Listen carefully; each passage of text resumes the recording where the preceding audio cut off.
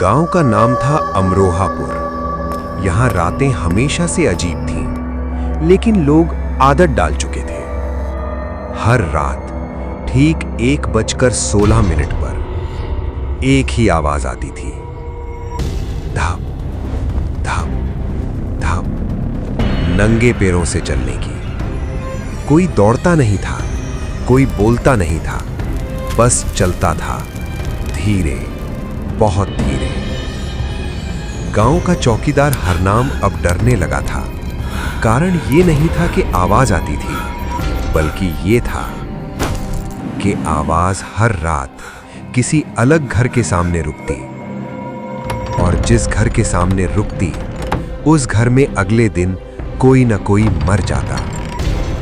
इस बार आवाज रुकी थी राम स्वरूप मास्टर के घर के सामने। सुबह होते ही मास्टर की लाश मिली, आंखें खुली हुई, मुंह आधा खुला, जैसे कुछ कहना चाहते हो। डॉक्टर बोला डर से हार्ट फेल, लेकिन गांव जानता था यह डर साधारण नहीं था।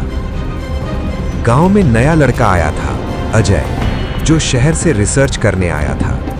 उसने पूछा, यह आवाज कब से आती है?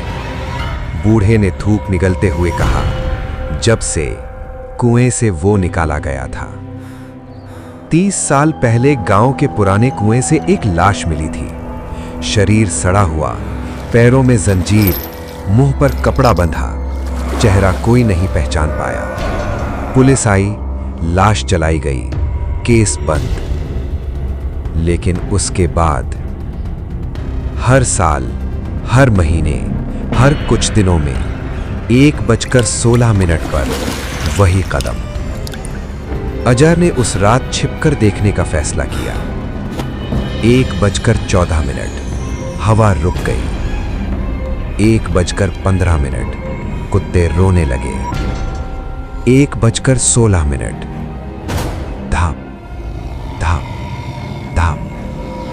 गली के मोड़ से एक आकृति निकली, नंगे पैर, सिर नीचे, हाथ पीछे मुड़े हुए। लेकिन जो सबसे डरावना था, उसके पैर जमीन को छू ही नहीं रहे थे। अजय ने मोबाइल से रिकॉर्ड करना चाहा, लेकिन कैमरे में बस आवाज थी। जिस घर के सामने आकृति रुकी, अजय का दिल रुक गया। वो घर उसका अपना था। दरवाजा अपने आप खुल गया। अजय पीछे हटना चाहता था, लेकिन पैर हिल ही नहीं रहे थे। आकृति ने सिर उठाया।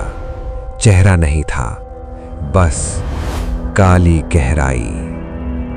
और फिर आवाज आई, तू मुझे पहचानता है? अजय चीख पड़ा, नहीं, मैंने कुछ नहीं किया। आकृति ने धीरे से कहा, सब यही कहते हैं। अगली सुबह अजय जिंदा था, लेकिन वो बोल नहीं रहा था, बस एक ही चीज लिख रहा था, बार बार, कुआं। गांव वाले उसे कुएं के पास ले गए। जैसे ही अजय ने कुएं में झांका, वो जोर से चिल्लाया, क्योंकि कुएं के अंदर उसी का चेहरा दिख रहा था, सड़ा हुआ, मरा हुआ, जंजीरों में बंधा।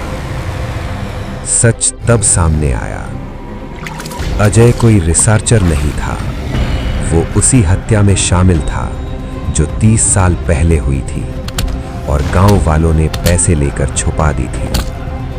वो लाश उसी आदमी की थी जिसे सबने मिलकर मारा था, और अब वो लौट रहा था एक एक को लेने, उसी समय पर, उसी आवाज के साथ। उस रात 1:16 पर गांव में फिर कदमों की आवाज आई, लेकिन इस बार आवाज रुकी नहीं, चलती रही। एक घर, फिर दूसरा, फिर तीसरा। सुबह गांव में कोई जिंदा नहीं था, बस कुएं के पास जमीन पर लिखा था, अब हिसाब बराबर है।